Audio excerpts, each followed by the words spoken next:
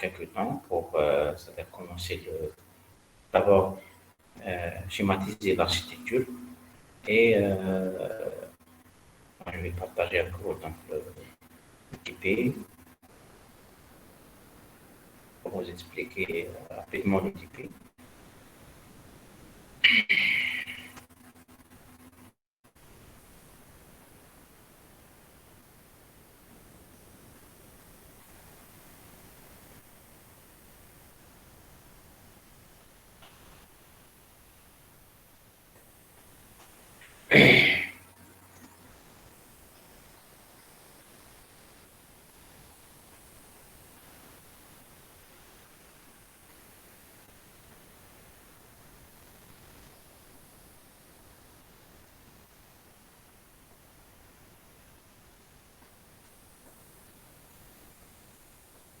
Vous voyez l'énoncé ITP? Oui, monsieur. Voilà. Regardez, vous avez cette architecture. Et il y a 3 LAN distants, 3 routeurs. Voilà. Et il y a ce tableau qui montre les différentes adresses IP utilisées. Voilà. Le premier réseau, c'est 172, 176, 1.0, station 24. Le deuxième, c'est 16.2. Le troisième, c'est 16.3. Aussi, on a utilisé un autre réseau d'interconnexion, c'est le 16.2 entre R1 et R2 et le 16.1 entre R2 et R3. Les adresses exactes des interfaces. Regardez ce qu'on a utilisé comme adresse IP. On a précisé ici dans cette architecture que l'interface utilisée entre R1 et R2, R2 et R3 sont des connexions série. Regardez, par exemple R1, la connexion c'est S000 relié avec l'interface S00 côté R2. Hein? Après, pour les adresses IP, pour le côté R1, c'est 16.2.1 et côté R2, c'est 16.2.2. Ainsi de suite. Vous avez le tableau, il faut juste configurer le tableau. Après, bien sûr, même il faut configurer les PC, donc les paramètres.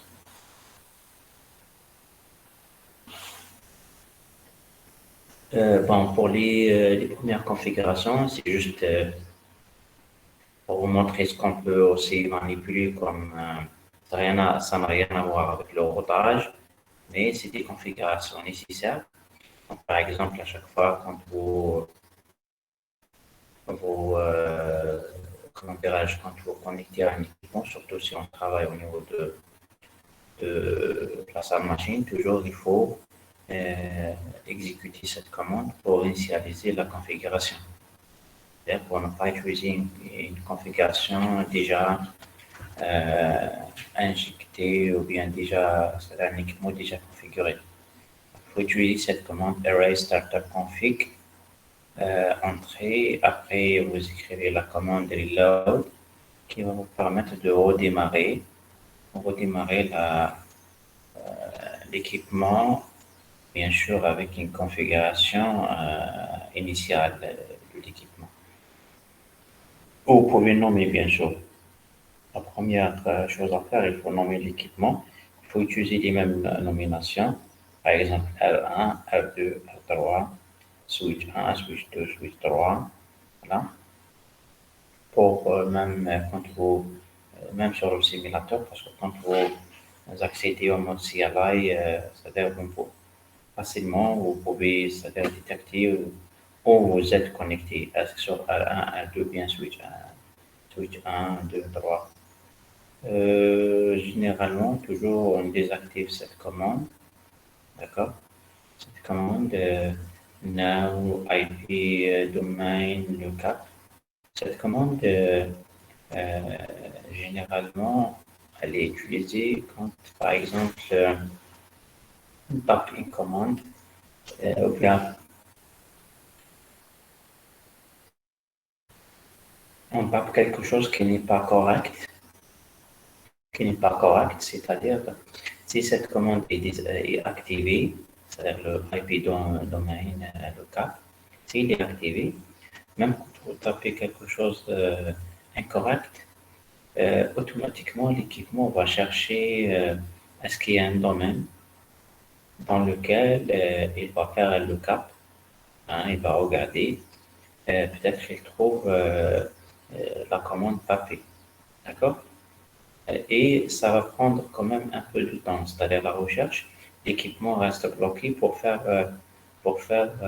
cette recherche. Donc l'équipement reste bloqué. C'est-à-dire que c'est un cassement de tête, perte de temps si vous voulez. Donc directement quand vous rentrez à l'équipement, il faut directement désactiver cette commande pour ne pas, c'est-à-dire à chaque fois quand vous tapez une commande incorrecte ou bien une adresse incorrecte, automatiquement l'équipement va chercher s'il y a un domaine et puis il cherche si ce que vous avez tapé se trouve dans le domaine ou pas. Et ça va prendre beaucoup de temps et l'équipement reste, c'est-à-dire occupé. Vous pouvez pas, vous devez attendre dans ce cas, donc à la fin de la recherche. Vous devez attendre donc la fin de la recherche. Donc c'est pour ça on demande aux étudiants toujours de désactiver cette commande. Après, Enable Secret pour configurer un mot de passe. Voilà, un mot de passe. Vous pouvez aussi, il y a le mot de passe de l'équipement global. Et après,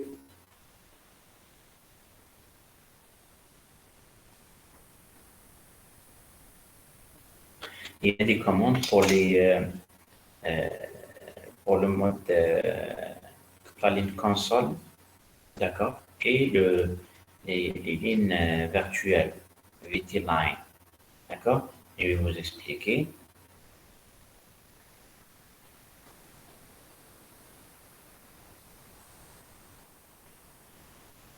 Ok, très bien. Je vous explique c'est quoi ça.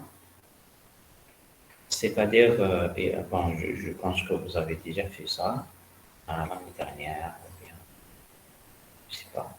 Donc, un mot de passe, quand vous configurez un password, username, password, ok, mais ce username, password reste utilisable après l'accès à l'équipement.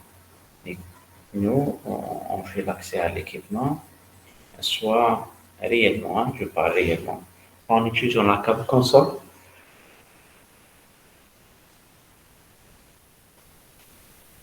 soit on utilise bien sûr les Telnet ou SSH.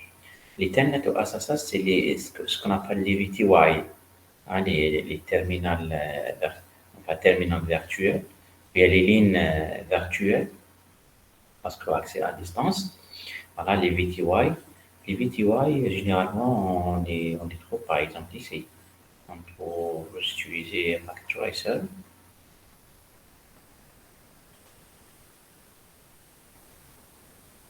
Rapidement, je vais vous montrer. Il y a la ligne de commande et il y a, pardon, la console.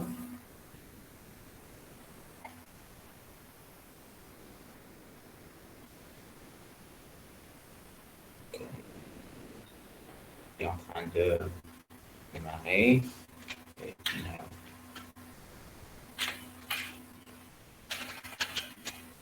Allez.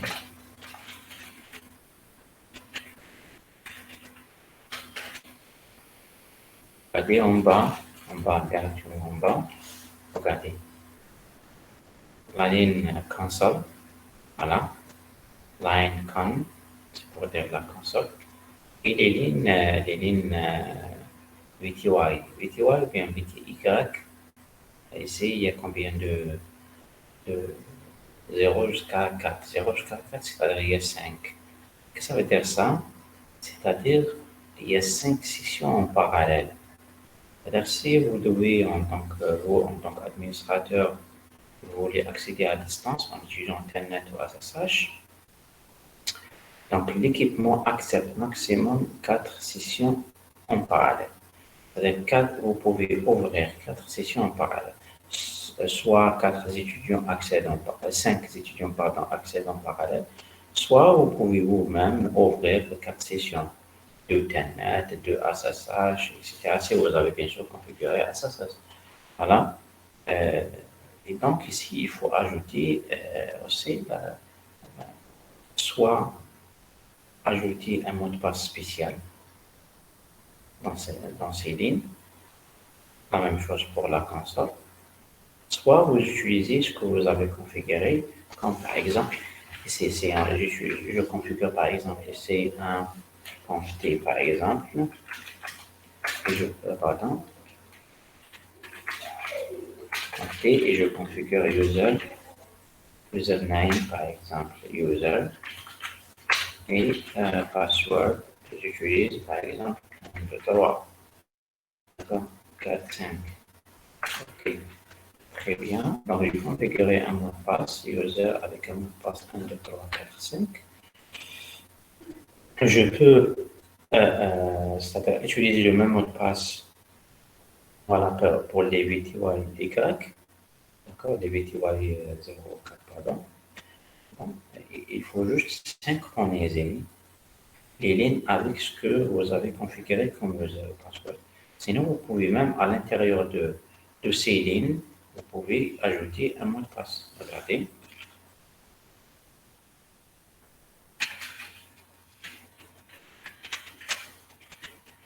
Line VTY 04 par exemple. Voilà. Après, regardez ce qu'on trouve comme commande. Donc, suivant, on trouve le mot password. Regarde. C'est-à-dire, vous pouvez définir un mot de passe pour l'accès à distance. Sinon, vous pouvez utiliser, synchroniser le mot de passe de ces lignes d'accès à distance avec ce que vous avez configuré dans le mode de configuration globale. D'accord? Ici, vous pouvez, quand vous utilisez, vous voulez synchroniser et utiliser le même mot de passe qu'on a défini au mode de configuration globale, il faut juste, comme je vous ai dit, synchroniser par exemple login,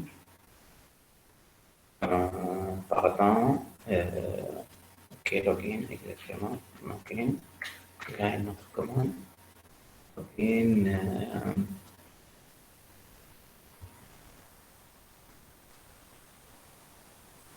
login, qu'est-ce qu'on trouve ici? Ok. Et login local, ok, pour dire ce qu'on a déjà configuré, voilà, ce que vous avez configuré au mode de configuration globale sera utilisé ici, d'accord? Sera utilisé quand vous utilisez l'accès Internet ou l'accès SSH. Donc, login local, c'est-à-dire automatiquement, vous allez utiliser le même, d'accord? Et il faut aussi, je pense, même en mode configuration globale, il faut utiliser login, je ne sais pas, login, non, login c'est pour le clock. Et, voilà, c'est login, ok, c'est ça.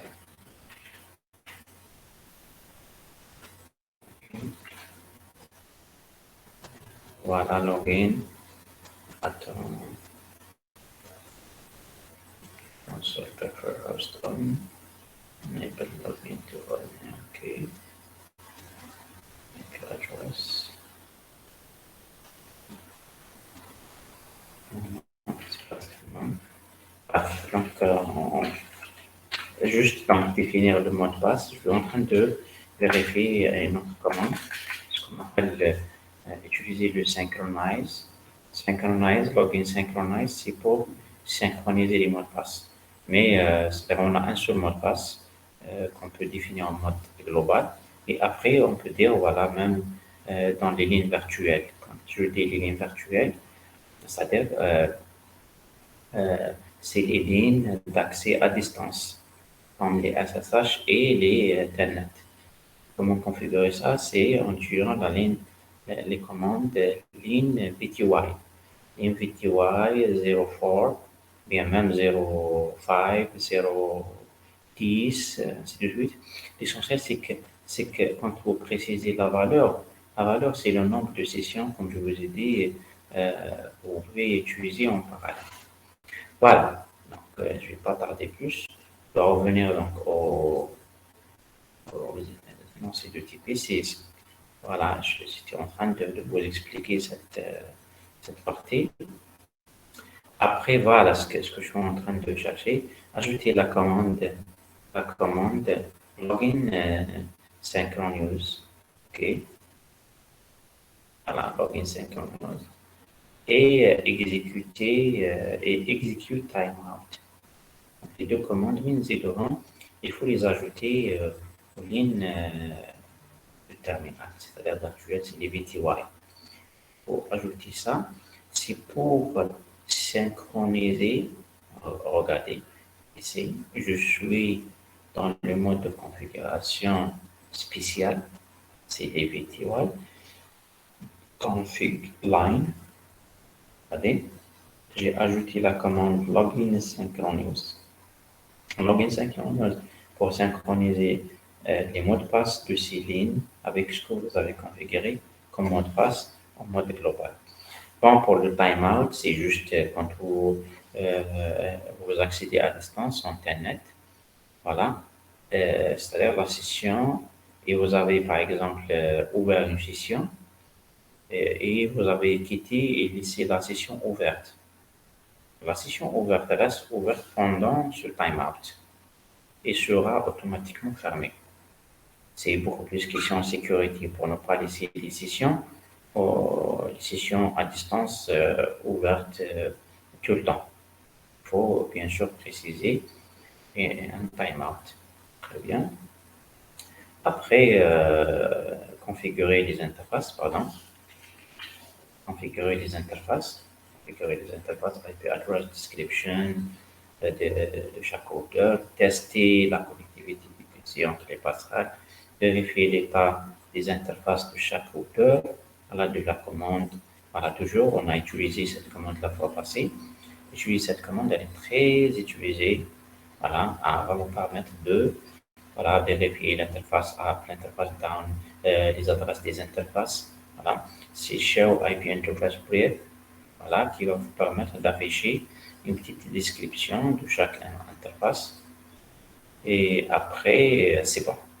C'est bon. Après, voilà, quand vous terminez, quand vous testez que le PC1 arrive à pinguer sa passerelle, PC2 la même chose, PC3 la même chose, et bien donc reste à ajouter le routage pour que PC1 puisse communiquer avec PC2, avec PC3 et PC3 avec PC2 et PC1. On va aller étape par étape.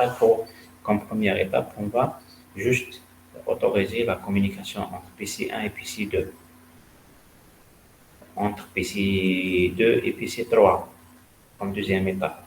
Comme dernière et troisième étape, on peut aussi autoriser la communication entre PC1 et PC3. Et dans chaque étape, qu'est-ce qu'on doit ajouter comme route? D'accord? C'est-à-dire, on va le faire ensemble. Juste, donc, je vous donne quand même 10 minutes voilà, pour faire cette configuration. Voilà. Et après, un de vous partage avec nous donc, son architecture et on va faire ensemble. D'accord? D'accord, les jeunes?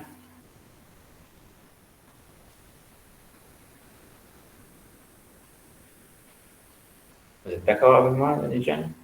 Oui ou non? Très bien. Allez. OK. Donc, 10 minutes et je reviens.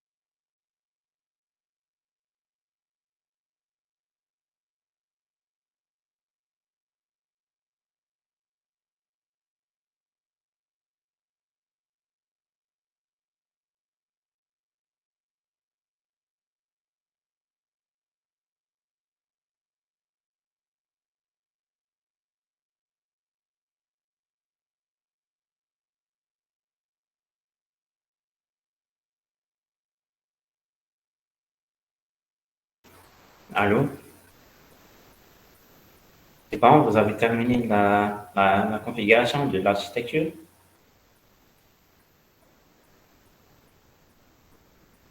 Oui.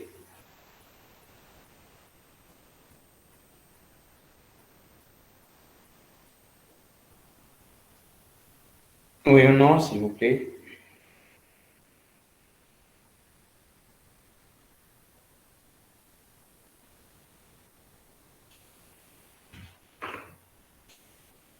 Pas encore?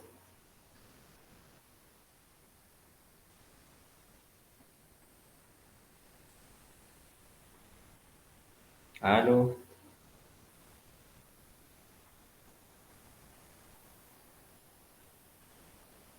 Allô, allô?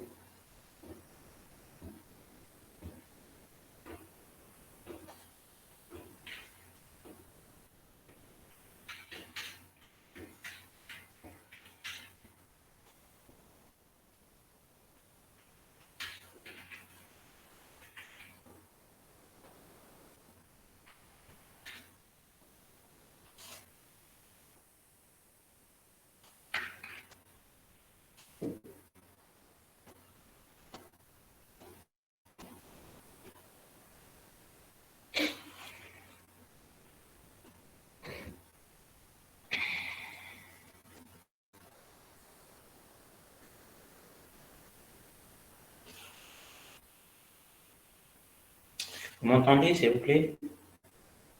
Oui, on vous entend. Ah, voilà. Est-ce que vous avez terminé? Non? Pas encore, monsieur. Une minute.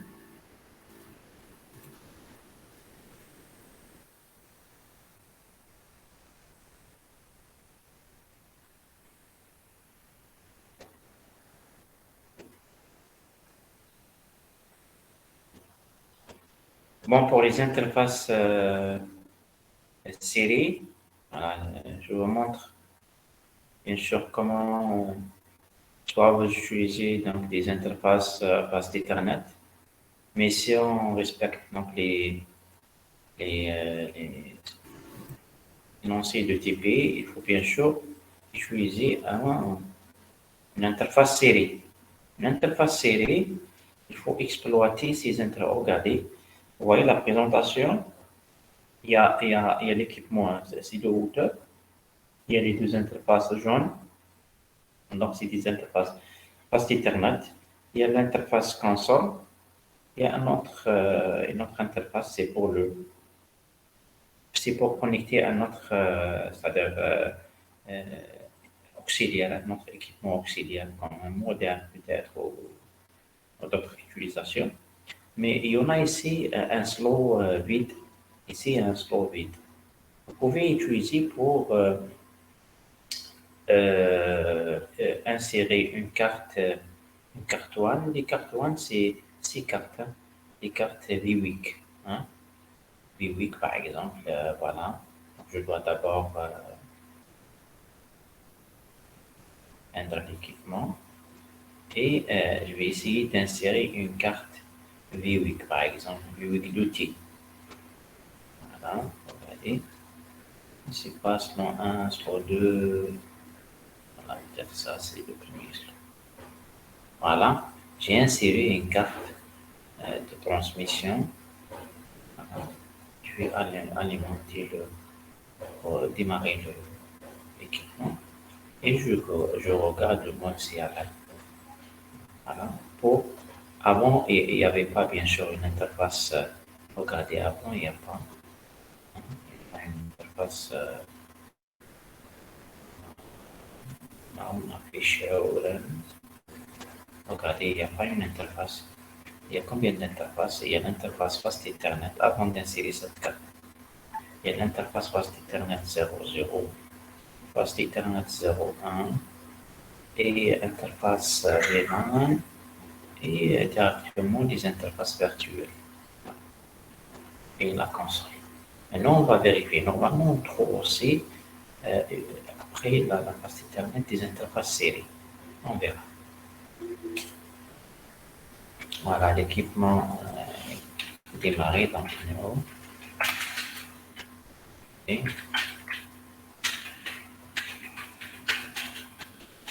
regardez ce qu'on peut voir. L'interface Ethernet 00, 1, regardez. Vous voyez? Regardez l'interface série et la deuxième interface série. Parce qu'on a inséré une carte. Donc, il faut utiliser ces interfaces pour, comment dirais-je, pour interconnecter des routeurs. Connecter un routeur avec un autre. Voilà.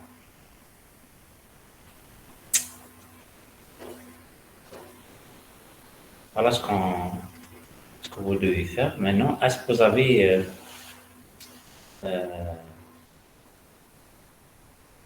est-ce que quelqu'un peut partager son écran? Monsieur, s'il vous plaît, est-ce que vous pouvez répéter comment faire pour avoir Les interfaces. Siri, oui. L'interface.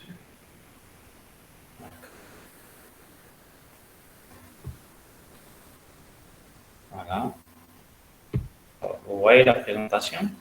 Pas encore. Encore.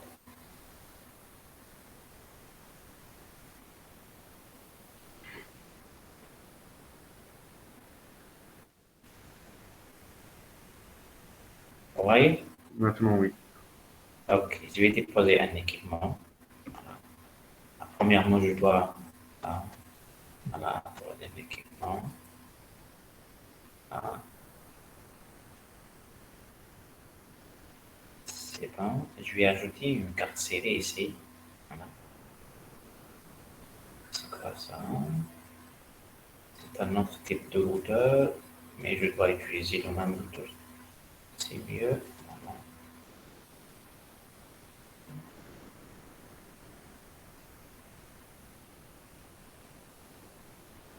Je préfère utiliser le même type.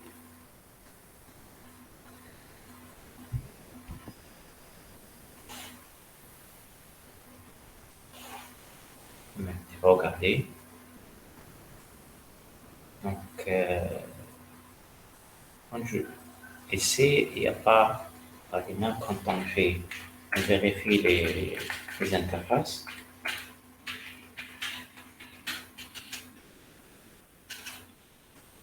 On a comme interface, on a uniquement interface Fast Ethernet 00, Fast Ethernet 02, 00 et 01. Interface Fast Ethernet. Dans l'équipement, Fast Ethernet 00, c'est cette interface. 01, c'est cette interface. Pour ajouter, bien sûr, les interfaces série et relier les équipements d'interface série, cette interface Fast Ethernet S0/0/0, voilà, sur les équipements. Qu'est-ce qu'on va faire? Il faut bien sûr utiliser une carte série. Les cartes série, tous ces cartes sont des cartes série. D'accord? Il y a des cartes avec deux interfaces, il y a des cartes avec une seule interface, il y a des interfaces VWIC, hein, comme celui-là. Il y a des interfaces HWIC. Quelle est la différence réellement? Les VWIC, c'est-à-dire le port est comme si un port COM. Il y a plusieurs pins utilisés dans le port. Par contre, le port HWIC, cette fois-ci, on va utiliser le port HWIC. Pour HWIC, voilà, HWIC 2T, voilà. Il faut d'abord mettre hors tension l'équipement et insérer la carte, alimenter le PC. Utiliser les cartes là où il y a le 2T. 2T, c'est-à-dire il y a deux interfaces. Là, on va maintenant vérifier. Regardez.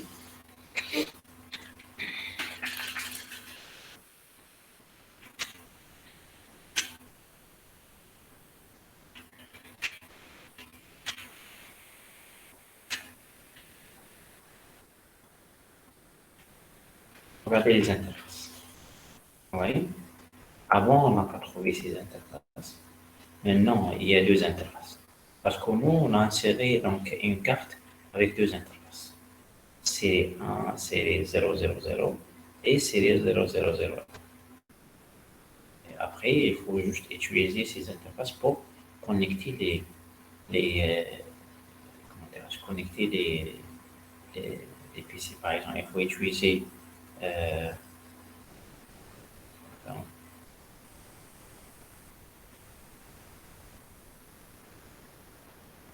OK, j'utilise ce câble qui est pardon, cannot be connected.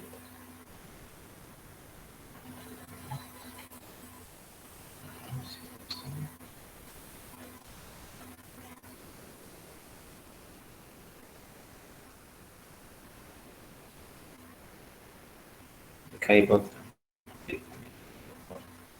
which one? OK.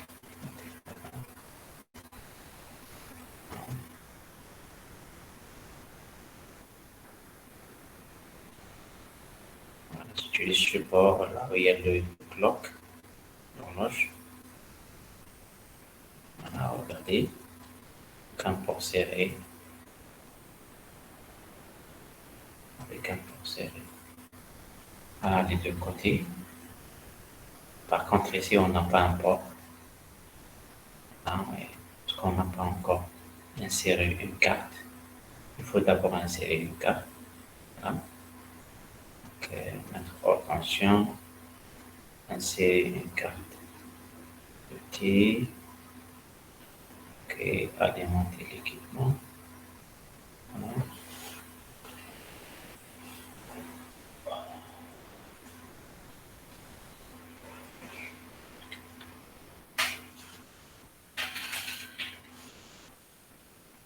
Et il faut utiliser maintenant. Normalement, on a inséré uniquement un câble avec un T, pas deux T. C'est pour ça qu'il y a uniquement Fast Ethernet. On vérifie, il vaut mieux qu'on vérifie. Hein. Est-ce que c'est vrai ou pas? Est-ce qu'il y a un... Ah, il y a les deux. Il y a les deux. Il y a les deux. Ok, c'est pas grave. Alors, voilà. Ce côté, il y a un support disponible et de l'autre côté, il y a les deux ports disponibles. Donc, je choisis, voilà, 1 avec 1, 0 avec 0. Voilà, c'est tout. Donc, pourquoi il est rouge? Parce que les ports sont shutdown. Regardez, regardez, shutdown. Ici, shutdown, shutdown. Il faut ouvrir le port. Pour le moment, le port est fermé, donc il faut l'ouvrir. On va utiliser la commande no shutdown. D'accord?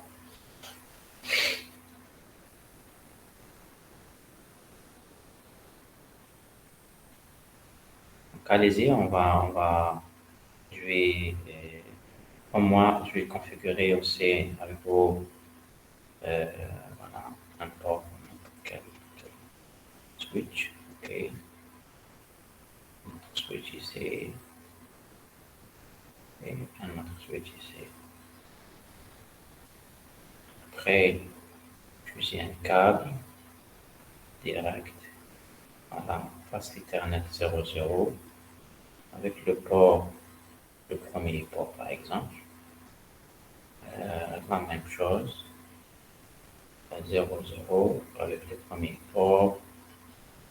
Voilà, 00 avec le premier port. Très bien. Maintenant, bien configuré.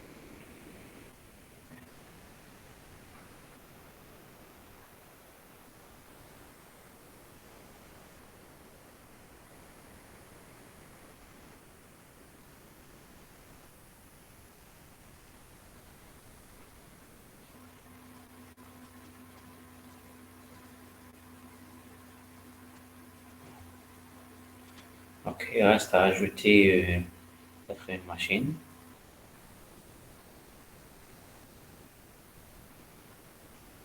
C'est 0. On le port 2.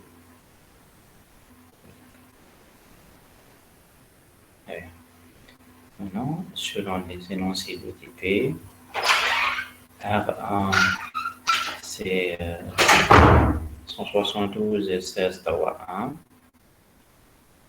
Ici, 1, c'est bien sûr 3, 3 10. Parce que c'est 3. 3 10. Ok, c'est simple. Voilà. Top. Top. Voilà. C'est 172 16 3 10. 255, 255, 255. La passerelle, c'est voilà.